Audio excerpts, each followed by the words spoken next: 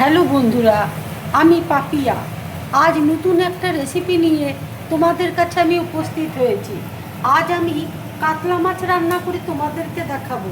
এই কাতলা মাছ রান্না করতে দেখো আমার কী কী লাগছে, তোমাদেরকে দেখো দেখিয়ে দিচ্ছি।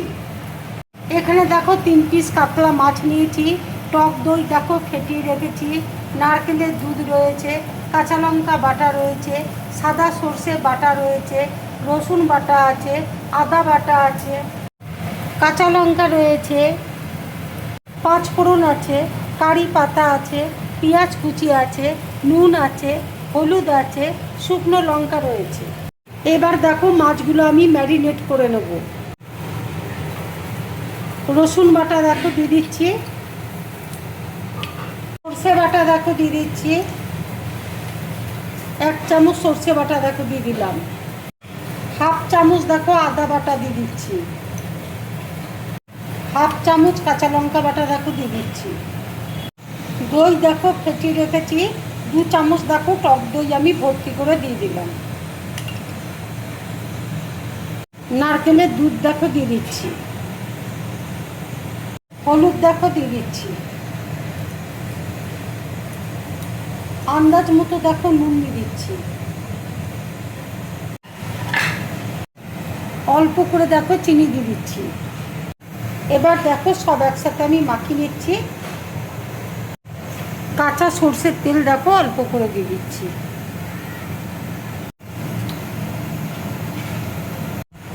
ম্যারিনেট দেখো করে নিয়েছি। এবার আমি 8 ঘন্টা দেখো রেখে দেবো। এই রান্নাটা দেখো আমি পুরোপুরি সর্ষের তেলে করছি। কড়াই দেখো তেল দিয়েছি, তেল দেখো গরম হয়ে গেছে। এবার আমি শুকনো লঙ্কা দেখো ফোড়ন দিয়ে দিচ্ছি।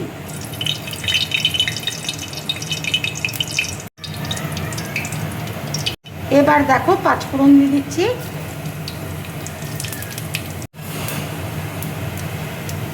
তোমরা বেশি করে করে লাইক আর শেয়ার করবে, তবেই তো আমার রান্নাগুলো করতে ভালো লাগবে। কারি পাতা দেখো দিয়ে দিচ্ছি,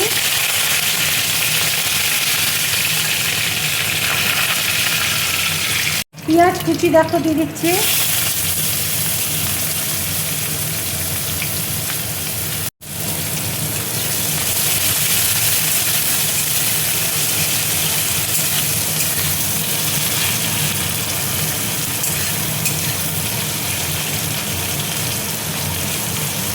এই রান্নাটা ভীষণ সহজ রান্না, তোমরা একবার দেখলেই করতে পারবে।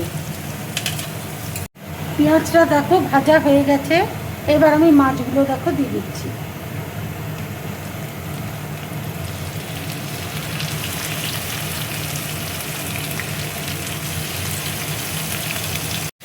মাছগুলো দেখো 8 ঘন্টা আমি ম্যারিনেট করে নিয়েছি। এবার দেখো মশলাটা দিয়ে দিচ্ছি।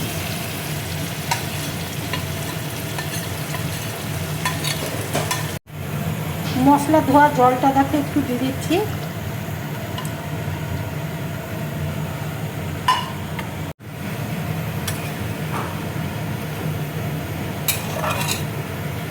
কাঁচা লঙ্কা দেখো চিড়ে রেখেছি, কাঁচা লঙ্কা দিয়ে দিচ্ছি। এবার দেখো ঢাকা দিয়ে দিচ্ছি। ঢাকা দিয়ে আমি লো ফ্লেমে কিছুক্ষণ রান্নাটা করব। এবার দেখো ঢাকাটা খুলছি। ঢাকা খুলে দেখো মাছগুলো আমি একটু উল্টে দিচ্ছি। দেখো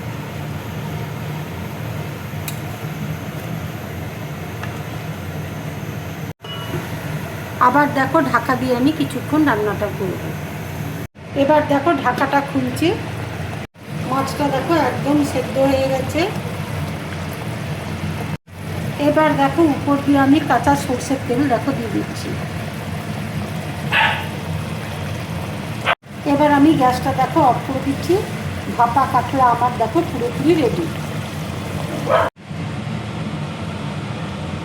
ভাপা কাতলা বানিয়ে তোমরা গরম ভাতের সাথে খাবে, খুব ভালো লাগবে খেতে। যদি আমার এই রেসিপিটা তোমাদের ভালো লাগে তাহলে লাইক করবে, শেয়ার করবে, আর ড্রিম ব্লগ চ্যানেলটাকে সাবস্ক্রাইব করবে। তোমরা বেশি করে করে কমেন্টস করবে, তাহলে আমার খুব ভালো লাগবে। নমস্কার।